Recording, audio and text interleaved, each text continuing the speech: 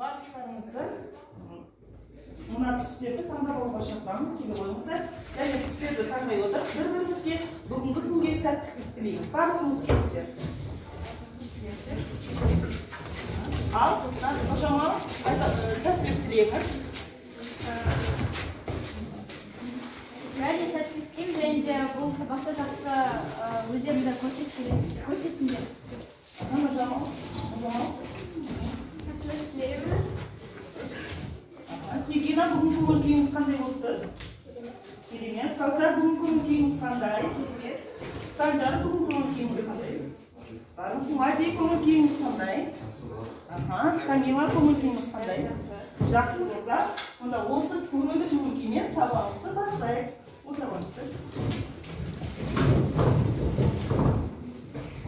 Жалпы біздер сіздерге 3 топқа сұрақтарды алып жауап берейік. Алыңыздар бір-бірден.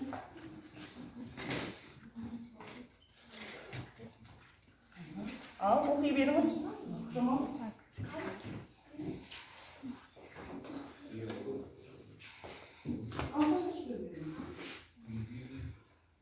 Назерге бастаймыз. Тез.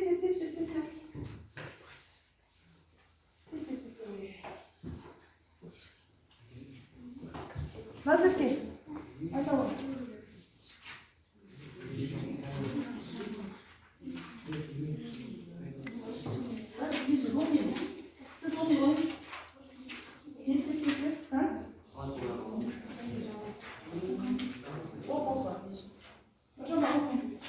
Демелік ұштау деген не? Демелік ұштау өздерінің кескен сөздерде түрлі мағынасын рек жалғайды. Сұраулық демеліктер: маме, папе, бабе, шаше. Сен биоалуан түрлілікті білесің бе? Нақтылық демеліктер: ғой, ды. Мысалы, биоалуан түрлілікті туралы сақтау ғой. Нені сақтау? Балансты. Баланс. Табиғи балансты. Керемет. Ал. Биологиялық алуан түрлілікті сақтаудың қандай жолы бар? Биологиялық алуан түрлілікті сақтаудың бір жолы ол қызыл кітап болып саналады. Жақсы. Жамал, жарайсыз. Назерге жарайсыз. Биоалуан түрліліктің 3 әртүрлілігі қандай? Генетика, экология и және де ландшафт. Тамаша. Ғаламның генетикалық қоры не құрайды? Ғаламның генетикалық қорын өсімдіктер мен жануарлар құрайды. Керемет. Қанки? Қайсың жауап бересіз? Биоалуан түрлілікке не жатады? Жануарлар, өсімдіктер, микроағзалар және темірқұлақтар. Керемет. Амина. Тағы кім жауап береді? Экологияның мақсаты неде? Экологияның мақсаты біздің жерді қорғап қалу. Керемет. Санжар, жарайсыз. Тағы. Қайсың жауап береміз? Кім қалды бізде? Қандай сұрақ бізде? Қазақстанның қызыл кітабына қандай суреттелінген? Құлан, қар барысы, жарайсыз. Үйге қай тапсырма берді балалар? Орындап келіп па? Айнен ата сөйлемді оқи қойыңыз. Тез. Қай орындап келді тапсырмалар?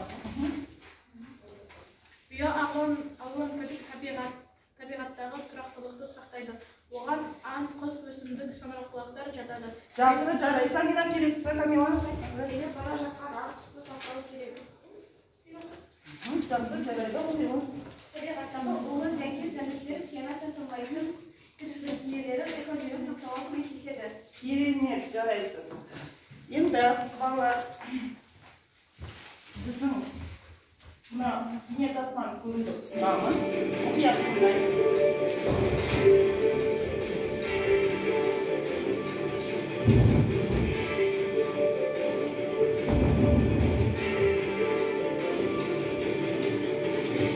Біздің өзімізді қоршаған табиғаттың әдемілігі мен саналылығын күн сайын көруге бойымыз үйреніп кеткен. Ол жануарлар мен өсімдіктердің миллиондаған түрін тудырды. Дегенмен осылардың біразына қауіп төніп тұр. Олардың жер бетінен жоғалып кетуі әбден мүмкін. Мұндай үрдіс бұрын да болған. Soңғы 500 жылda біз өсімдіктер мен жануарлар әлеміндегі 850 түрден айырылдық. Ал қызыл кітап сирек кездесетін түрлердің жоғалып кету мәселелеріне назар аударту үшін жасалынған. Ол алғаш 1948 жылы табиғатты және табиғи ресурстарды қорғау халықаралық одағы құрылған кезде пайда болды. Бүгінде қызыл кітапты осы ұйым шығарады. Неге оны қызыл деп атаған? Бұл түс тоқта, жойма деген мағынаны білдіреді. Қызыл түс қауіп-қатер таңбасы. Бағдаршамның тыйым салу жарығының қызыл болуы тегін емес.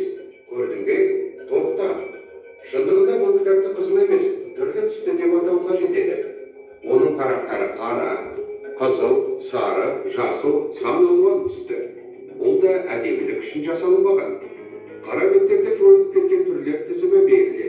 Мысалы, енді ғаламшарымызда теңіз сиыры жоқ, оны 2,5 ғасыр бұрын жоғалтып алдық.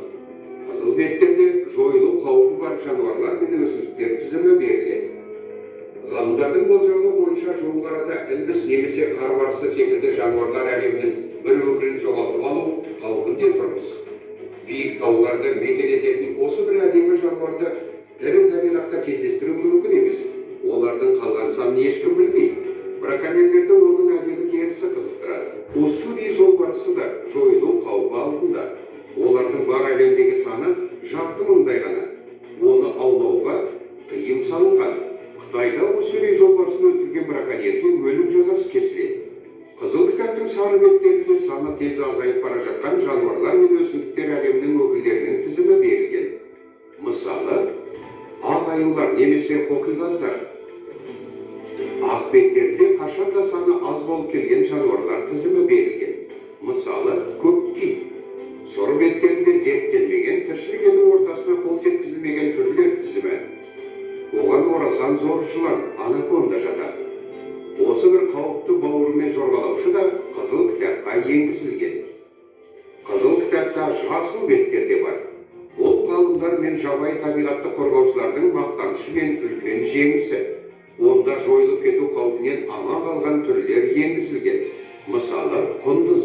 Қызыл кітап дүркін қайта басылып отырады. Оған жаңа түрлер енгізіліп, ал бұрын енгізілгендері бір беттен екіншісіне ауысуы мүмкін. Мысалы, сарыдан қызылға ауысатындар саны жылдан төмендеді. Немесе керісінше, қалпына келтіруге мүмкіндік болғандар. Жасылға ауысатындар саны артты. Халықаралық қызыл кітаптың соңғы нұсқасына сүтқоректілердің 305 түрі мен тұқымдасы, 258 құс, 98 бауырымен жорғалаушы, 40 қосмекеті, балықтардың 193 түрі мен тұқымдасы енгізілген. Жануарлар неліктен жойылады? Себеп көп, бірақ оның көбі адам әрекетімен байланысты.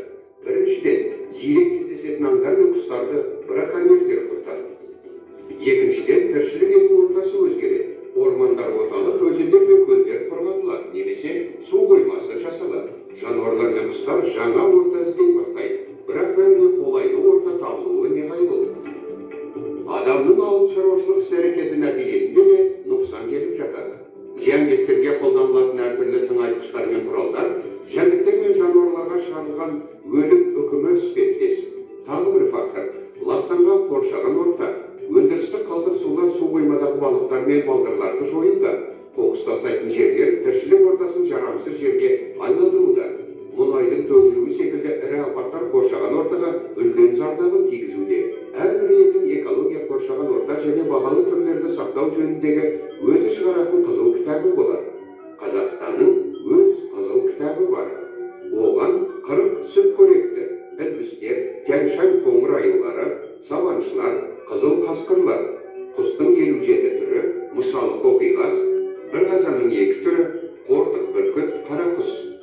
10 бауырымен жорғалаушы, сұрышшылар кесірткелер, сары бауыр қарашылар шыландар, 3 қосмекенді, жетісулық бақатыз, орта азиялық бақа, данакин құрбақасы және балықтың 18 түрі енгізілген. Өсімдіктер тізіміне 50-ден астам түрі енгізілген. Аққайың, батпақ қазанағы, пістек, таушымылдық, қызғалдақтың сирек кездесетін түрлері. Қазақстанда бүкіл әлемде қызыл кітапқа енгізілген түрлер ерекше қорғауда болады. Сирек кездесетін жануарларды аулауға тыйым салынған. Браконьерлерге қолданылатын жаза қатаң. Мысалы, қар барысын өлтіру әрекетіне салынатын айыппұл көлемі 3,5 миллион теңгеден асады. Сирек кездесетін түрлерді не үшін сақтау керек? Жоғалып кетсе де жаңа түр пайда болады ғой. Алайда жердегі тіршіліктің өзі, оның ішінде адам да бар. Онда қандай жануарлар мен өсімдіктердің бар екендігіне тығыз байланысты. Оның бірінен айырылсақ, екіншісі қауіпке душар болады.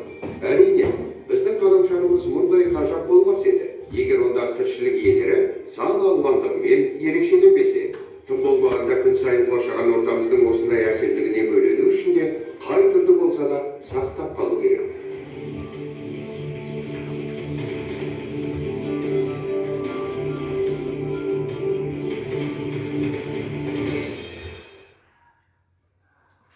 Жақсы балалар.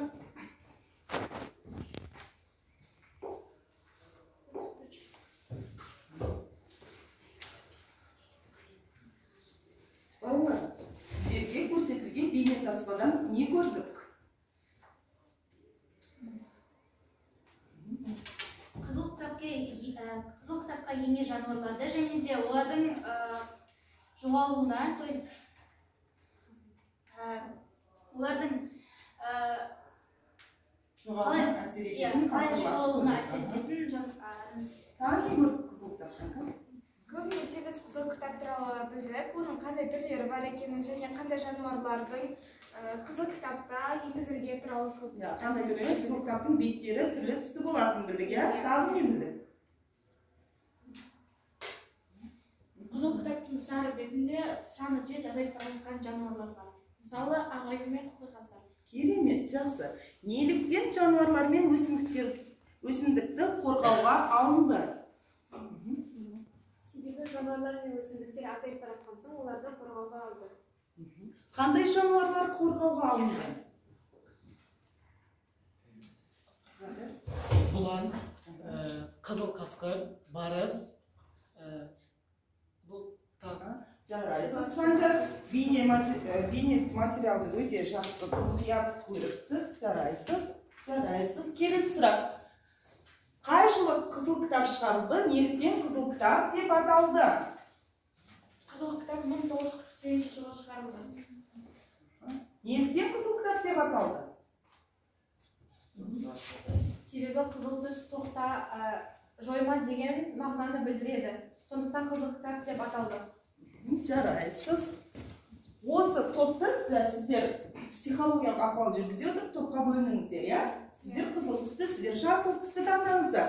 Осы топты не себептен түске бөліндік деп ойлайсыздар? Негізінде қызыл кітаптың беттерінде сан алуан түрлі түстер бар. Мысалы, қара, ақ, сұр, жасыл, сары, қызыл. Жарайсыздар. Сол себепті біз түстерге бөліндік деп ойлайсыздар, иә? Жарайсыз, Амина. Жасыл жойып кету қаупінен алынған қалған жануарлар құндыз және тағы басқалары. Ал қызыл түс нені білдіреді екен? Жойылып бара жатқан жануарлар. Керемет.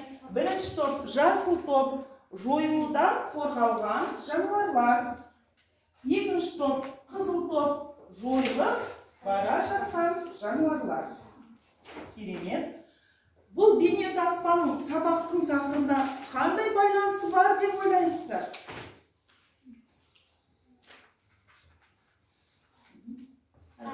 Қызыл кітапқа енген жануарлар жайлы. Керемет балдар. Амина, керемет. Бүгінгі тақырыбымыз мінекей өздеріңіз талап айтқандай қызыл кітапқа енген жануарлар. Дәптерлеріңізді ашып, бүгінгі күнді жазып, кітаптарыңызды 55-ші бетті ашып, тақырыпты жаза ойыңыздар.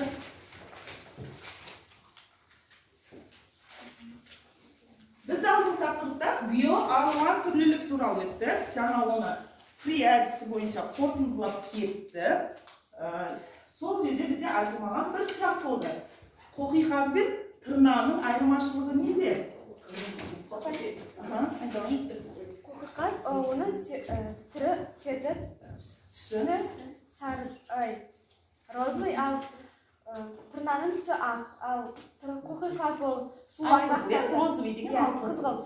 Ал қоқиқаз ол сулы аймақтарда өмір сүреді, ал тырна жайлы шөптерде өмір сүреді. Керемет, керемет. Кәдімгі осы үшін өзімізді сабақты сергек бастау үшін үш шапалалайық, біз өзімізді жақсы көреміз.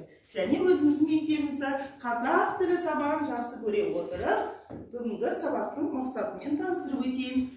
Бүгінгі сабағымыздың мақсаты тақырып бойынша бірнеше мәтінде көтерілген мәселелер салыстау отырып баға беру, пікірталасқа қатысушылар берілген тақырып бойынша пікірлерін сенімді дәлелдеу және қойылған сұрақтарға еркін жауап беру. Бүгінгі сабақтың бағалау критерийі: сіздер тақырып бойынша бірнеше мәтінде көтерілген мәселелерді салыстыра отырып баға бересіздер, дескриптор, сұрақтарға жауап бересіздер, сұрақтар бойынша түсінікті қалыптастырасыздар, мәтіндердегі мәселелерді салыстырасыздар, көтерілген мәселеге баға бересіздер, өз ойларыңызды білдіресіздер, тақырыпқа сай ой толғау жазасыздар. Міне осы бағалау критерийі бойынша бүгінгі сабаққа 10-дық балдық жүйемен бағаланасыздар. Түсінікті ме? Жарайды. Жақсы, екі топтан екі оқушы келсін. Тез-тез келіңіз. Амина, Санжар. Бізде қазір сөздікпен жұмыс. Жасыл топтікі, қызыл топтікі. Млекопитающий тигр. Аудармасын табамыз.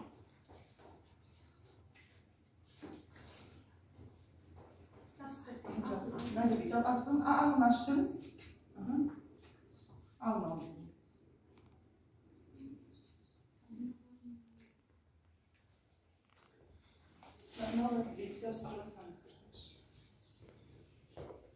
Оқыңыз. Тигрдің аудармасы жолбарыс. Керемет, жақсы. Келесі оқушы.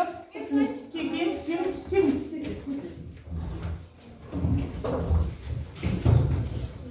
Земноводный.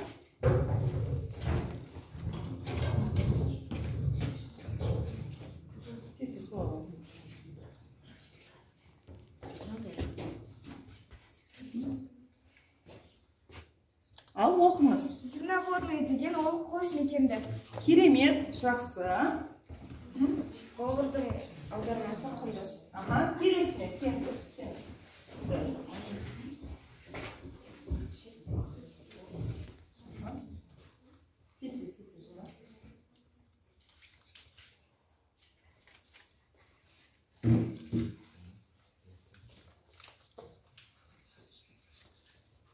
Назерке оқи қойыңыз. Борсуктың қазақшасы борсук деп айтылады. Орысшасы? Борсук. Барсука? Рейстің қазақшасы сілеусін. Орысшасы? Рейс. Жақсы. Мына топқа жарайсыздар. Мына топқа жарайсыздар. Жапсырмай? Жақсы. Яғни біз сөздердің аудармасын білдік. Қақа жоқ кетті. Мәди, қақа жоқ кетті.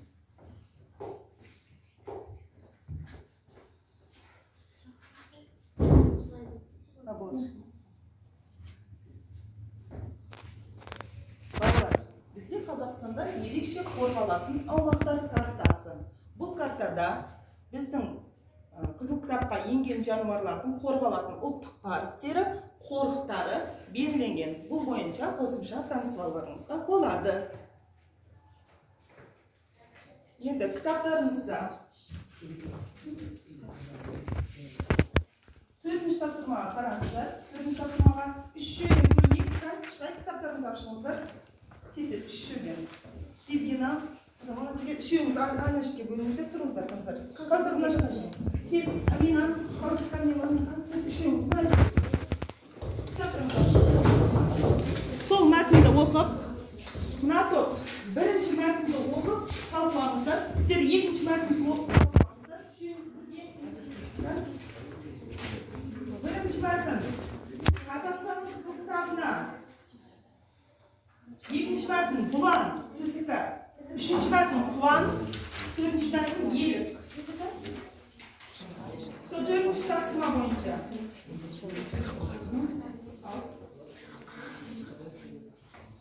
Бір-біріңізге түсіндіріңіздер, бір-біріңізге қарап тұрыңыздар. Бір-біріңізге қарап түсіндіріңіздер, қазір айтып бересіздер.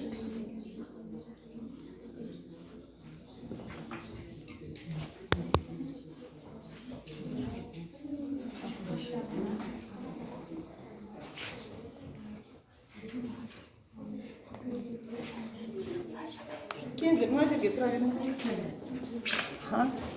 Так, бірінші барын кімде? Сіздерге 5 минут уақыт, 2 минут уақыт беріледі. Талқылаймыз.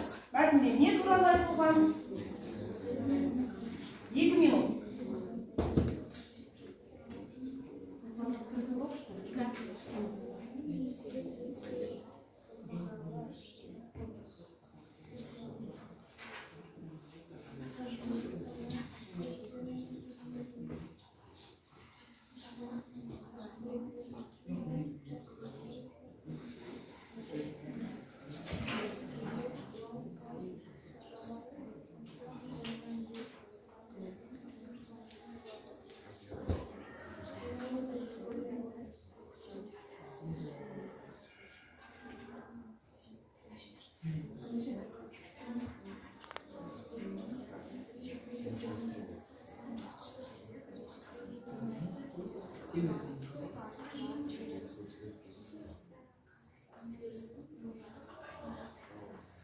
Жақсы, сіздерге берген уақыт бітті, түрге шақыра аламыз.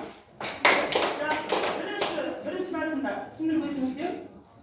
Қазақстанның қызыл кітабына сүтқоректілер мен қосмекендіктердің бірнеше түрі енген. Оларға сеусін, құлан, жылан, қарбарысы және тағы. Жақсы, екінші мәтін. Бізде бұлар туралы айтылған. Бұланның ең ірі түрі және де бұлар басқа жануарларға қарағанда 80 өздері жүреді. Оның биіктігі 2 метрге дейін жетеді, ал салмағы 600 килограммдай. Қазақстанның ертіс пен жайық маңында кездеседі. Ол қыста қара қоңыр болады, ал жазда болса ол қоңырай бастайды. Қоңырқай болады.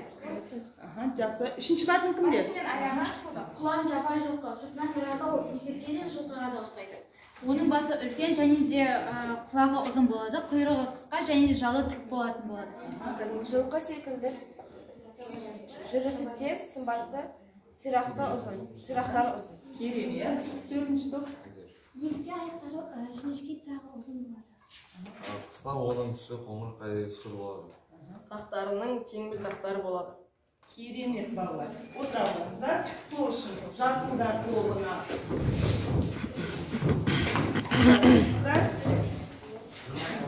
Қызылдар тобына жарайсыздар. Екі мәтіннен қорғадыңыздар ғой? Тамаша. Қызылдар тобы. Тамаша. Енді осы жалпы мәтінде берілген тақырып түсінікті болған балалар. Енді осы бойынша жасылдар тобы бірінші, екінші мәтінді мазмұнда берілген мәселелерде не көтерілген салыстыра отырып баға береміз. Мынаған жазасыздар.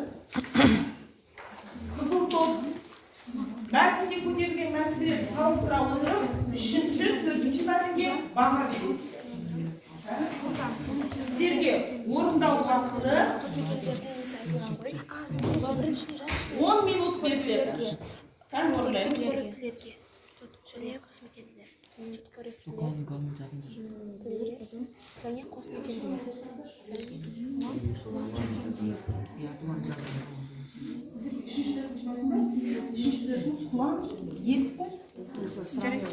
Да, и оценивайте, баға бересіздер. Ортақ шешім мәтін бағалай отырып бересіздер, баға бересіздер.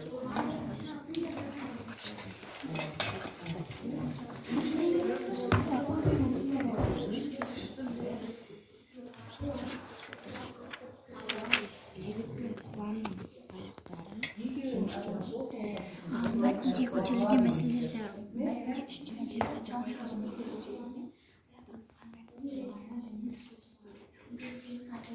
Бәріміз қосылып орта бойымызды айтамыз. Ешкім шет қалып кетпесін. Бәріміз орта бойымызды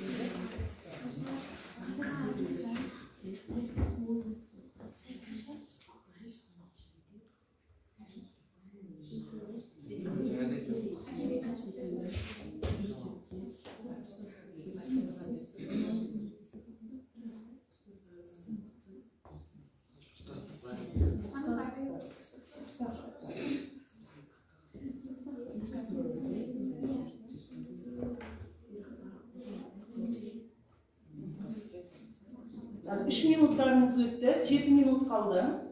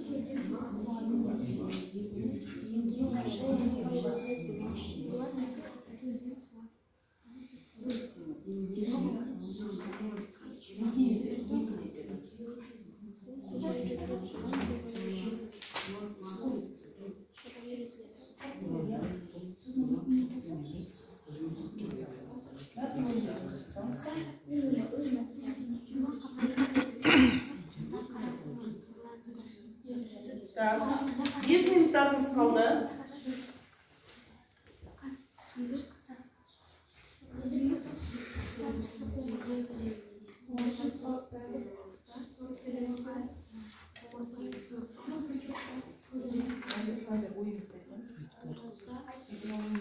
Onun başı ötken değil.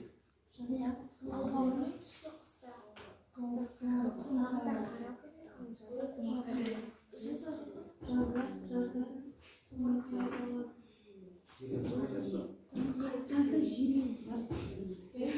Неге жазда жирен?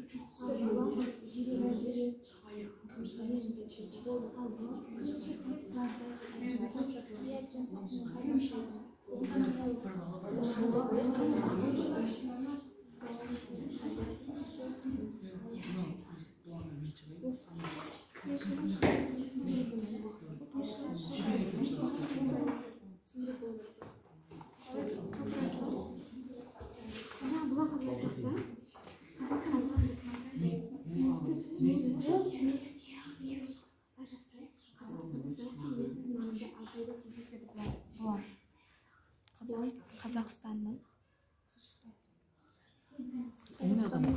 жайық пен ертіс маңында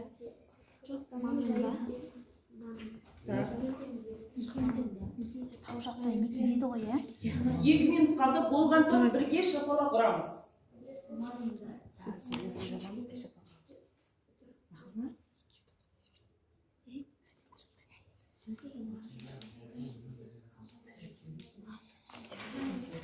Бірге шапалақ. Қорғауға 2 ұшыңыздар. Бір шапалақ ұсақ. Кеңіздер 2 ұшыңыз. Так, келесі топ бірге. Жарайды. Енді топтар бір-бірімізді мұқият тыңдаймыз, шансыз баға береміз.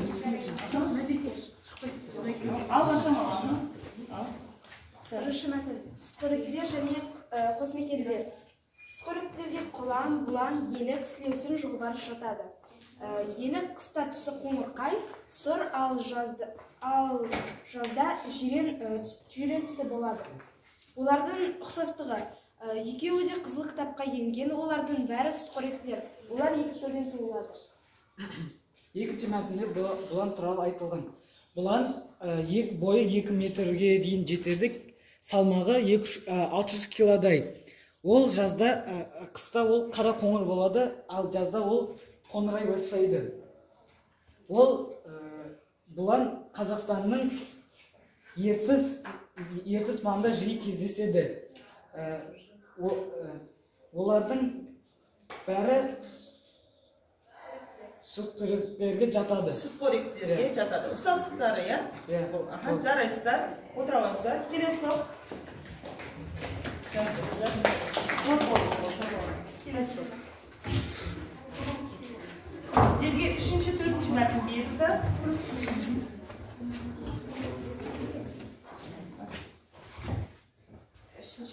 Құлан туралы. Құлан жабайы жылқы, оның денесі ірі жануар, оның денесі ірі жануар, оның басы үлкен, құлағы ұзын, құйрығы қысқа. Жылқы секілді жүрісі тез, сымбатты, сирақтары ұзын. 4-ші мәтінде елік туралы айтылған. Бейнесі жеміс жидектермен қоректенеді, таулы аймақтарда мекен етеді. Қыста және жазда түсі өзгереді. Екеуі де қызыл кітапқа енген, екеуі де сүтқоректілер болып саналады. Екеуі де таулы аймақтарда мекендейді. Керемет, жақсы отыра алыңыздар. Енді алдарыңызда сіздерге сан берілген. Сол сан бойынша бірінші топта, қызыл топ, жасыл топты бағалаңыздар. Сіздерге 3, 4, 5 саны берілген. Жасыл топты бағалаймыз. 4-та, ал жасыл топты бағалаймыз. 3. Жақсы, жарайды. Сіздер енді қазір жақсы. Енді мынау бойынша бағалайықшы. 3 ұпаймен бағалаймыз. 5 ендіруіне, яғни көркем жазуына 1 ұпайдан бағалаймыз. Мына топқа, көркем жазуына. Жоқ, 1 ұпай бересіздер ма? Мына топқа, көркем жазуына. Ой жеткізе білуге. Мына топқа, ойын жеткізе білуге. Жақсы. Міне, бұл критериалды бағалау. Яғни балалар өздеріңіз біз критерий арқылы бағаласақ, әділ бола ма екен? Ал алдында бізде 3-4 деген дәстүр бағамен бағалаймыз, бізде әділ болмай қалды, иә? Сондықтан бір уақытта критериалды бағамен бағалаймыз. Жақсы, жарайсыздар. Жасыл топ. Жарайсыздар. Қызыл топ. Жарайсыздар. Келесі тапсырма.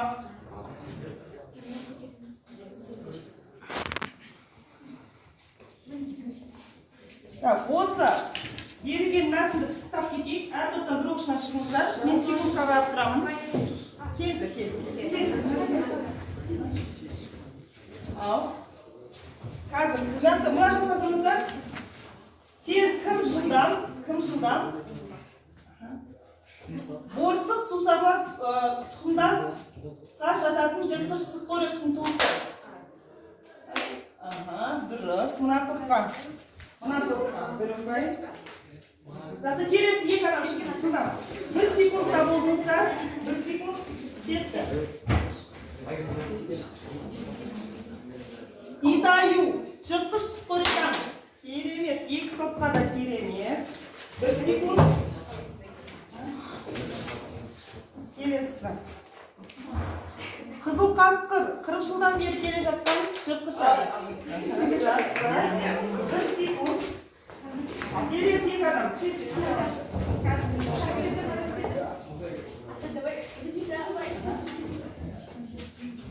Қар барысы мығысық тұқымдасына жататын ең ірі аң. Қайсы?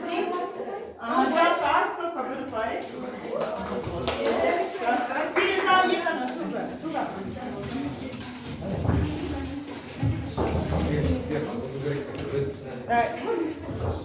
Ілбіс Алатауда мекендейді. Ілбіс. Мадиясында.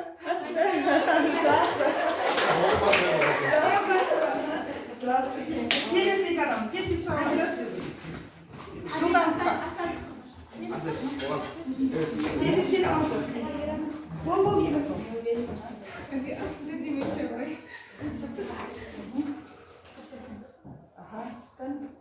Елік.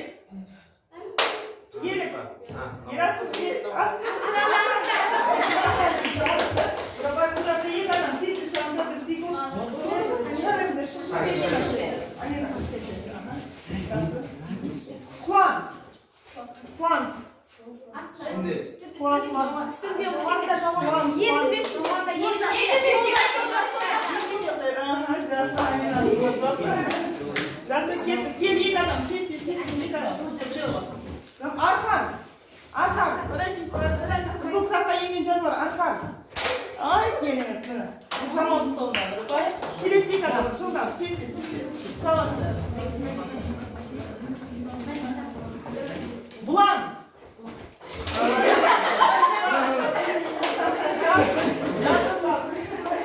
Келесі екі адам. Тез. Жылдам. Екі адам. Тез. Қарақұйрық. Ойласаңыз, қайсының құйрығы бәрі өтті? Бол сол.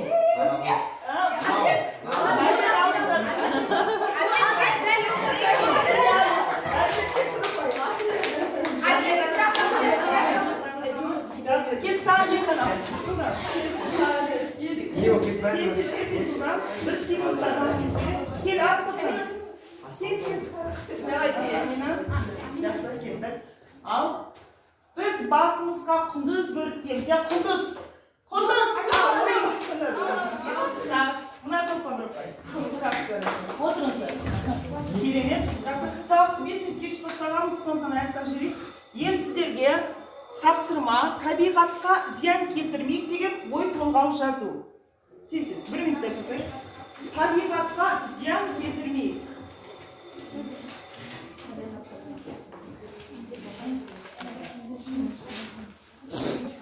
Табиғат туралы жазамыз, да? Табиғатты қорғау туралы. Табиғатқа зиян келтірмейік.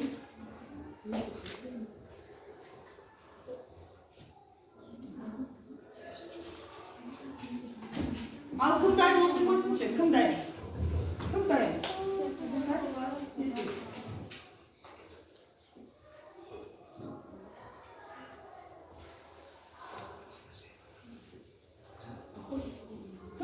Табиғат туралы. Айта аламыз. Табиғат дегеніміз барлық тіршілік атаулының құтты қоныс мекені, бай байлықтың ырыс қазынасы. Ал адам үшін табиғат ең қасиетті де қастерлі ұғым. Табиғатты қорғау аялау әр адамның міндеті. Үлкен кіші әрдайым оны таза ұстап құрметтеу қажет. Оның бізге қаншалықты қажет екенін баршамызға мәлім.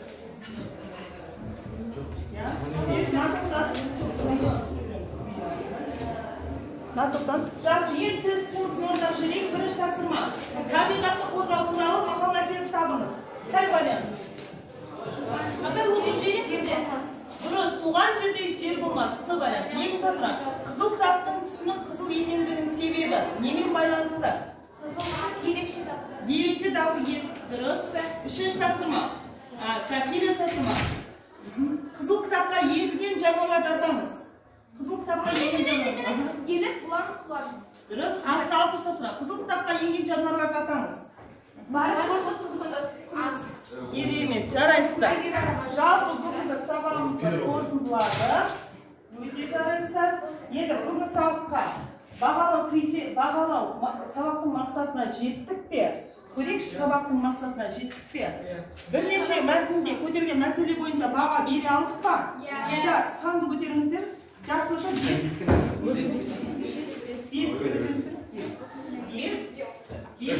5 ұпай. Жақсы. Берілген тақырып бойынша пікірлерімізді сенімді дәлелдеп сұрақтарға жауап бере алдық па? 5 ұпай. Яғни жалпы сіздер бүгінгі сабақты өздеріңіз бағаладыңыздар. Бүгінгі сабақта мақсатыңызға жеттік. Бүгінгі сабаққа 10 ұпай қойыңыздар. Яғни бәріңізге 10 ұпай. Енді сіздерде алдарыңызда берілген TikTok жүрекше, SMS, ұшақ бойынша өз ойларыңызды жазып жүріңіздер, бір сөйлемін.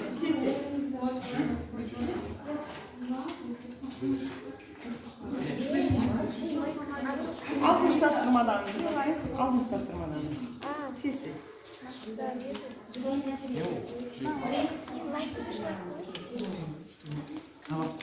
Шығып ойнап қой. Шығып оқып жабыстырасыздар.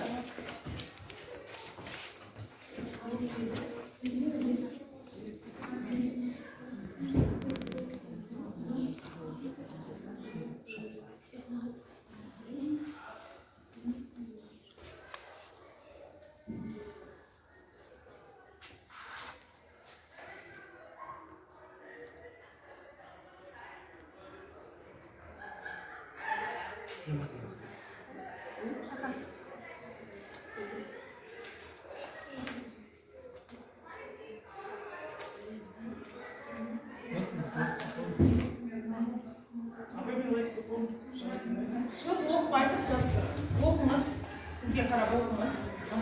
Мен бүгінгі сабаққа лайк басардың себебі сабақ өте қызық болып өтті. Жақсы. Жүрекше, иә? Жақсы.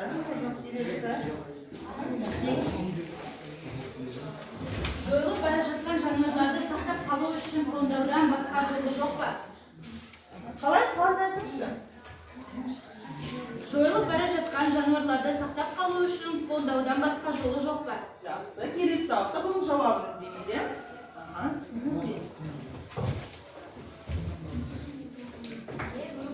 Құшақтың ішіндегі жануарларды жойылайын деп жатқанын білдім. Жақсы. Былай жанын көрсетесіз.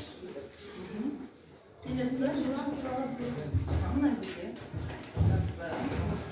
Дауыстарымызды шығарып айтамыз.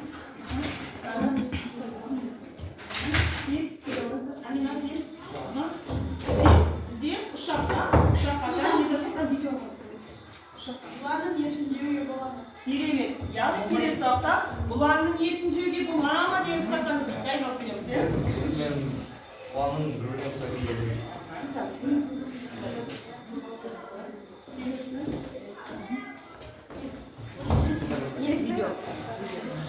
Еліктің аяғы осынай жіңішке екенін білмедім. Өте керемет. Тағы, келіп, шамалы. Қызыл қасқыр туралы 40 жылдан бері анық деректер жоқ. Қазақстанда хайуанаттар бағында қолдан өсірген қарастыру керек. Өте жақсы. Ұшаққа жазылған ойлар қандай керемет, е? Тағы да бар ма жазылған? Жақсы. Жалпы. Апа, ер асылшам. Мен құлан есекке ұқсайтынын білмедім. Жақсы, керемет. Ең бүгінгі сабағымызды бір сергіту сәтімен көрсетірек. Ерасыл кел. Пантомима көрсетеді. Қазір Ерасыл кел. Ерасыл кел. Иә, келе ғой, Ерасыл. Кел, бош.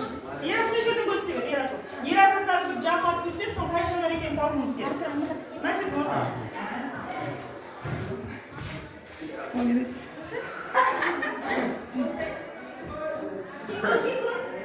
Dürüst balalar. Al Sancar. Ulan. Ulan bak. Birazcık geri verirken var. Tamam balalar. Bugün sabah gözlerimizge unadı mı? Geri verir balalar. Siz geri rahmet. Bugün barklarınızga. Onu baş sabahımız maksatımızga жеткен. Şimdi 3 şakalar verir ben. Rahmet.